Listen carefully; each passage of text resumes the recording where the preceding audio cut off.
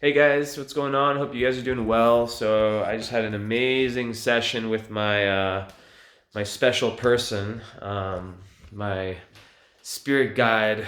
I don't want to call her a psychic, but just pretty much that.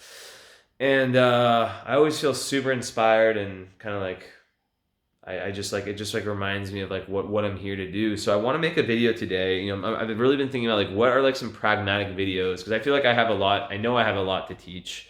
And I'm good at teaching some things. So I want to talk about meditation today, right?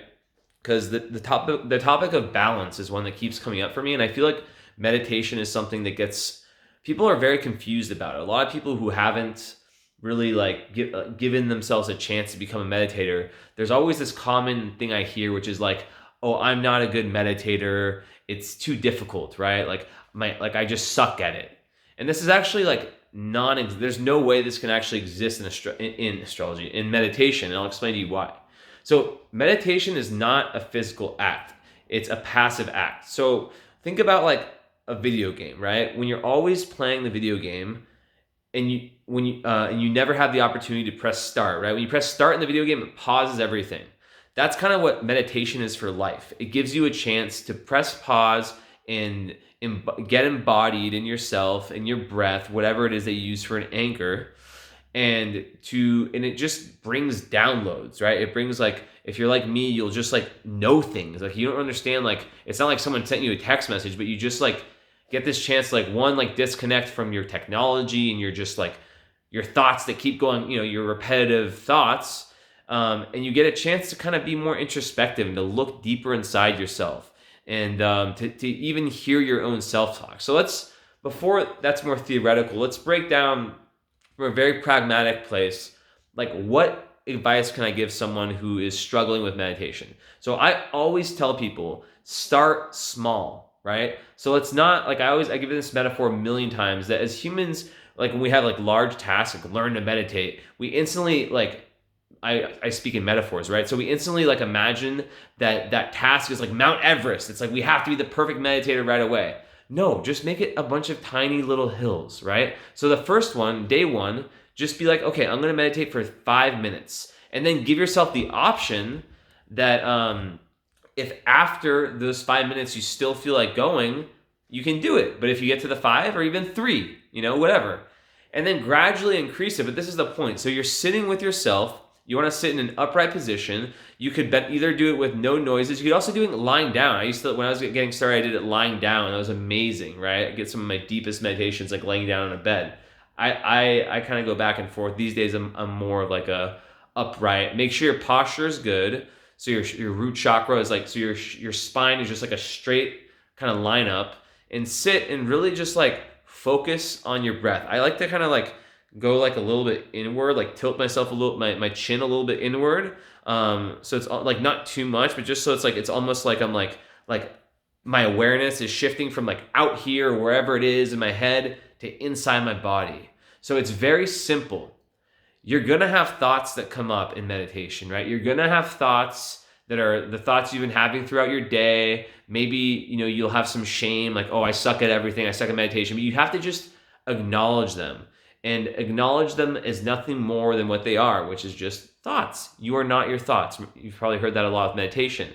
And basically, you keep sitting and you attune yourself to your breath. That's like what most people do, but you can really do anything. It can be any sensation. You can, like I said before, you could do silent meditation, or you can do like what I do a lot, which is binaural beats, right? Which you go on YouTube, you search like meditation binaural, BINAURAL, I think that's right, beats, and you'll find, and these actually help your brain switch to a different frequency.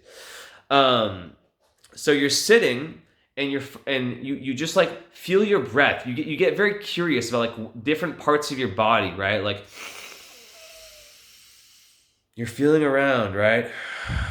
And you want to have the exhale be a little bit longer than the inhale, because that tricks your nervous system into making you more, your parasympathetic nervous system, into making you feel more relaxed if the exhale is a little bit longer than the inhale. But that doesn't have to be at the start.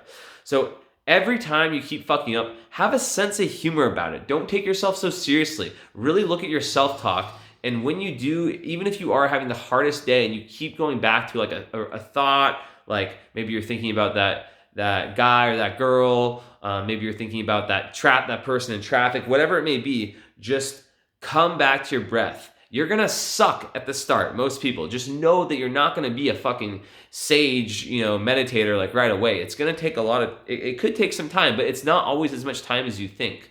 If you dedicate yourself to a practice, even something that like I said, like 5 minutes and 6 minutes, or even just 5 minutes, like you're gonna want to do more most of the time. And you're gonna learn a lot about yourself. And there's lots of books that come and that can assist your learning of meditation. I had the privilege to go to Naropa University for a little bit, and I had like full courses on meditation. So I'm gonna present you guys a few of my favorites. I literally didn't even plan this. So this is the first book I've ever read on meditation. You guys know it well. It's called Wherever You Go, There You Are. And this is, I think, maybe the first spiritual book I ever read after my whole rehab thing. And it changed my life. Another one that we read at Naropa is, you guys can't see it. It's called A Path with the Heart.